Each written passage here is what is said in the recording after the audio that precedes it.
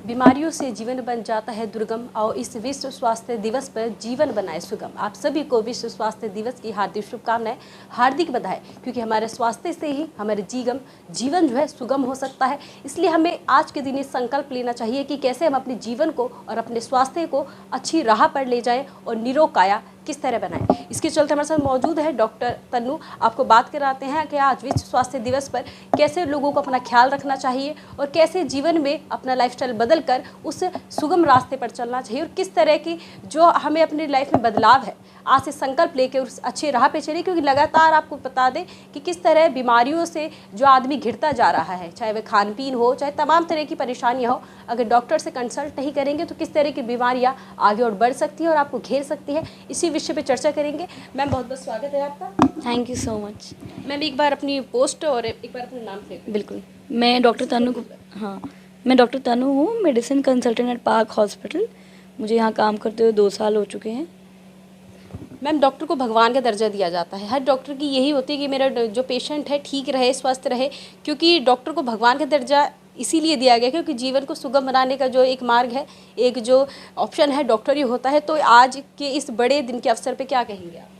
पहले तो विश्व स्वास्थ्य के लिए मैं सबसे यही अनुरोध करना चाहती हूँ कि इस बार हमें WHO ने जो थीम दी है, आर प्लैनेट आर हेल्थ, इसका मतलब ये है कि जब हमारा विश्व, हमारा प्लैनेट सुंदर रहेगा, हम उसका ध्यान रखेंगे, हम पेड़ लगाएंगे, हम खुद ही सोचेंगे कि हमें प्लास्टिक कम यूज़ करना है, हम बच्चों को अच्छी चीज़ सिखा पाएंगे।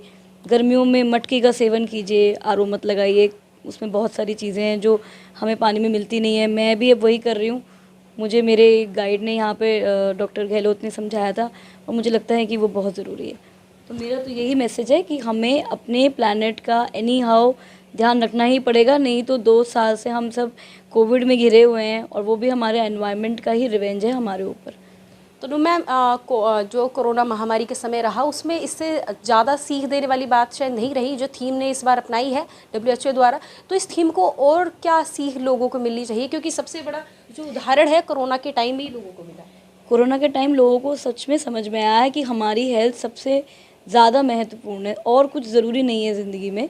तो ये जो थीम है ये बिल्कुल परफेक्ट है। उन्होंने समझाने की बहुत अच्छे से कोशिश की है कि जब तक आप अपने विश्व, अपने प्लैनेट को ही नहीं सही रखोगे तो समय समय पे ऐसी बीमारियां आती रहेंगी, आपको झटके देती रहेंगी। तो हम लोगों को अपने प्लैनेट को ठीक रखना बहुत ज़रूरी है। जी मैम, डॉक्टर हैं आप, पेशेंट को काफ़ी हैंडल करती हैं और बहुत अच्छे से हैंडल करती हैं। आधी बीमारियां तो शायद आपके देखने के तरीके से ही चली जाती होंगी।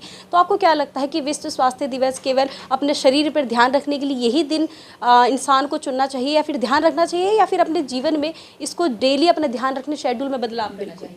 ये जो दिवस होते हैं ना, ये बार बार हर कम्युनिटी को, हर देश को ये याद दिलाते हैं कि हमें शरीर का ध्यान रखने के लिए अपने आसपास की चीज़ों का ध्यान रखना ज़रूरी है। ये एक टीम वर्क है।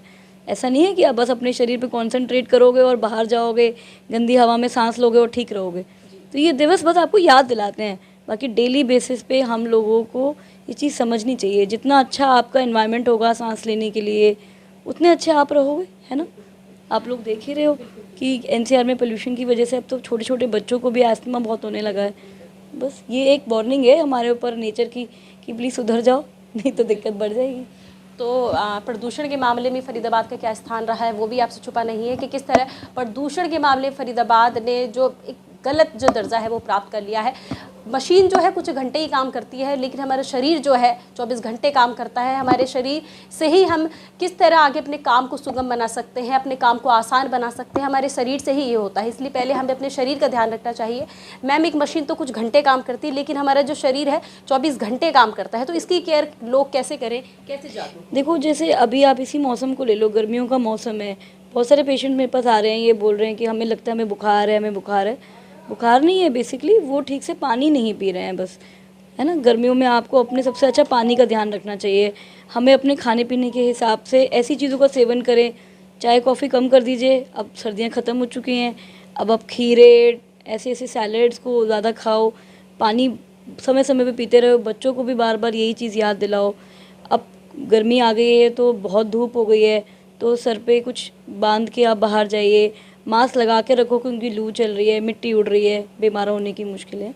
तो हम ये छोटी छोटी चीज़ें करेंगे तो हम लोग बीमारियों से बच सकते हैं। मैम मेरे ये मैं आपसे ये पूछना चाहती हूँ, पानी कितना जो मैक्सिमम या मिनिमम कितने से कितना लोग पी सकते हैं? अब ये चीज़ डिपेंड करती है आपके शरीर का वज़न कितना है, आपकी हाइट कितनी है ना, आपकी उम्र कितनी है। यूजुअली बच्चों को पूरे दिन में 8 से 10 ग्लास पीना चाहिए पानी। छोटा बच्चा है तो वो अपने छोटे से ग्लास में पिएगा, बड़े लोग हैं तो उनका जो बड़ा ग्लास है उस हिसाब से 10 ग्लास पानी हमें पीना चाहिए। लेकिन कहीं से बहुत धूप में रहता है, बहुत ज़्यादा उसका बाहर फील्ड वर्क है, तो उनको हम लोग बोलेंगे आप ज़्यादा पानी पीजिए, क्योंकि वो पसीने में और वहाँ पर धूप में इवेपोरेट हो रहा है पानी। अपने प्रोफेशन के हिसाब से हर किसी को चूज़ करना होगा अलग अलग।